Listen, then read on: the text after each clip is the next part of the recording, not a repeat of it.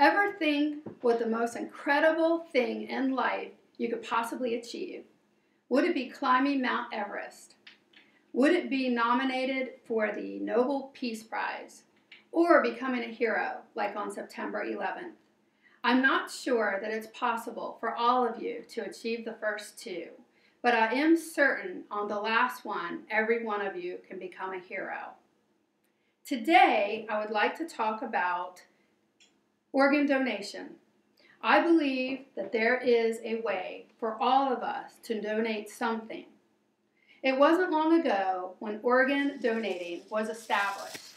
In 1954, the Journal of Law and Health published the first kidney transplant among two twin girls. It was the most single important medical procedure in history. Organ donation is something so vitally important that it promotes the very existence of mankind. Each human can make a difference, not just for one life, but for several. You may ask yourself, why organ donation? There is a severe shortage of organs just here in the United States. Because of this shortage, the need is great. The search for more humanitarians willing to make the sacrifice for donation is so important. I'm Christine Barnes. I'm a pre-nursing student, and I'm here today to explain the importance of organ donation and to convince you through your driver's license application and renewal, you can make an effortless and heroic decision. This act of humanity will spare a life, but will cost you very little. The agency, Gift of Life, states that the liver is the organ most needed based on organ request list. The statistics are astounding. A new name is added every 16 minutes to the National Organ Donation List. Approximately 6,500 patients died last year waiting for an organ. It only takes minutes to register and has an everlasting impact on someone else's life. I feel it appropriate to address some of the myths that deter us from becoming an organ donor. I want to disprove these myths. One is that a person may be too old to donate. While everyone cannot be certain organ donors, they can be a tissue donor.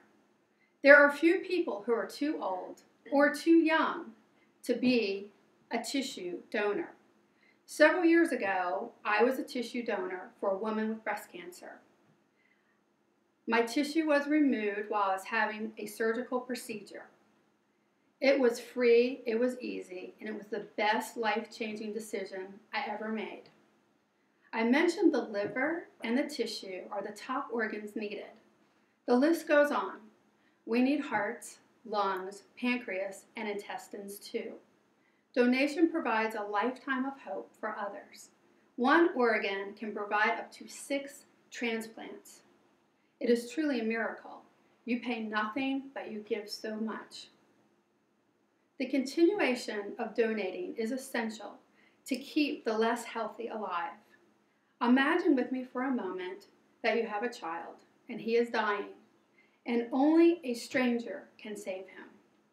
It may seem morbid that it takes a life and a misfortune of another to provide life for the other.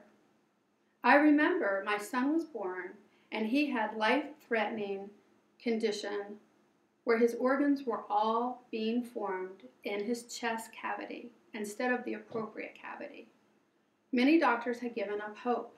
His heart and lungs had no place to mature or to grow. They were being crushed by his abdominal organs. He was lying in a very small bed on life support. For months, I thought what it would take to save his life. It would take a baby to die to possibly save his life. We live day to day and month to month, not knowing what his fate would be. We did in the end escape the transplant process, but many are not so lucky.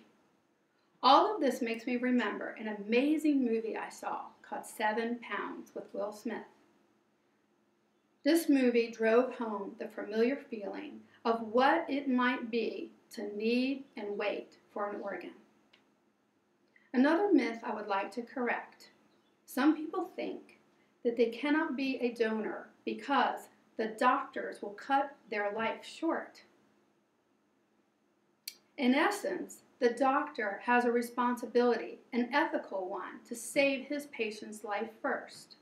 The doctors do not rush to your family first and ask them to sign off on the paperwork to harvest your organs. This could not be more false.